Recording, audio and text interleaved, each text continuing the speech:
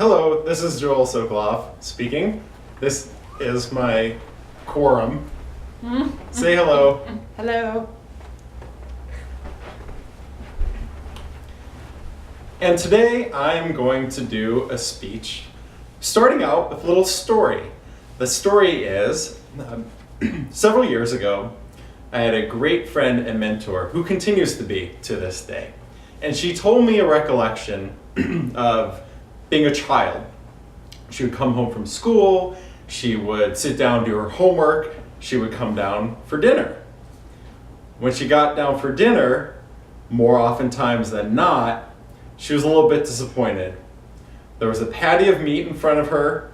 She would be excited and then she would smell it and taste it and say, "Mom, I wanted a hamburger." And her mom would say, "Sweetie, but I made you a lamb burger." I know, it's not very funny right now, but in retrospect, it taught me quite a bit. It was a very important person in my life, and it inspired this speech that I'm going to tell you about how to make a great lamb burger. Let us begin. The first thing you want to do is choose an excellent ewe. I would advise going with an expert, perhaps a PhD in ovine science. Go to a reputable breeder and find a stout ewe with good hips and one that is preferably bred so that you won't have to bring a ram onto your own premises. So you have a nice animal to start off with your breeding program. Then you bring your ewe home. Let's call her Kristen. Kristen will need verdant, plentiful pastures. Fortunately, you have seeded a gorgeous legume grass mixture in your pastures, and she has as much greenery as she can want to consume. Now, you don't want Kristen to get fat, so you meet out her pasture. But she is very happy with her nutritious forage mixture. You also want to provide her with plenty of shelter and nice, soft, almost silken straw bedding so that she has a place to rest her pretty head at night. And you also want to make sure that she has crystalline, cool, clean water to drink. Also, something that Rebecca told me in reference to keeping livestock, and in particular to cleaning out your flower buckets, is make them as clean as your teacups, and then you'll always have happy animals. Now, it was summer, and now the short days of autumn are leading into the even shorter days surrounding the winter solstice. There's the heat of the animals and the sweet stench of the beasts in your barn building and fueling your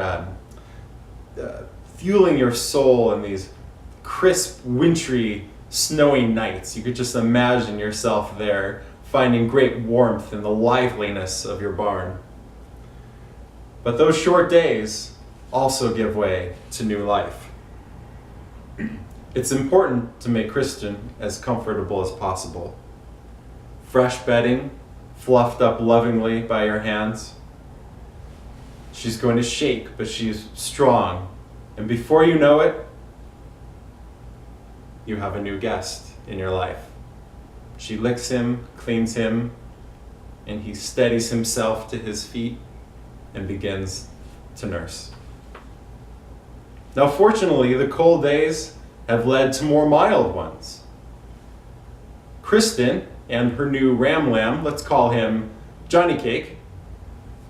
Kristen and Johnny Cake are out on pasture, and you want to make sure to rotate the two of them very thoughtfully around the pasture, making sure that they have plenty of new fresh forage and allowing the old forage to regrow. Their nutrition is of course paramount importance. Her rich milk will nourish her ram.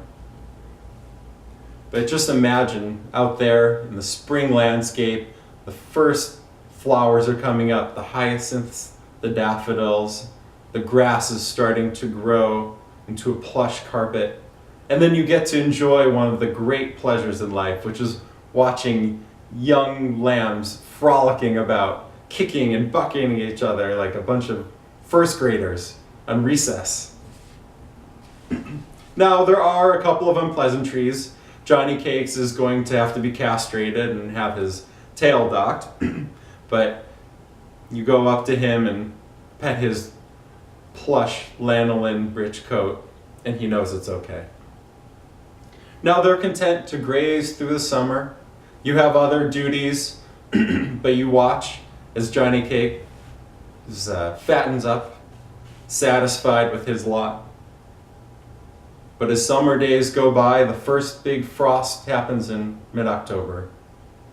There's something happening in the air. And you know that on Sunday, it's time for Johnny Cake to be harvested. Steady, even nerves are necessary. No hesitation. After a swift wallop to the cranium, you must stick your lamb, and his blood will dress the ground as his forefathers did in the land of Canaan. But you use strength, use mercy. The lamb hangs limp from the shiny gambrels on the barn rafters. You undress him, you peel off his coat, off his skin, and as much love as you've shown this animal, you can't help but feel sympathetic towards him, his head limp in a tin pail. A few days later, you butcher him and put his odds and ends in the meat grinder. And to quote one of my favorite movies, Ewan McGregor plays Sergeant Grimes in Black Hawk Down, and he says, "Not too fine, not too coarse, and just as it is with coffee, as it is with the lamb meat."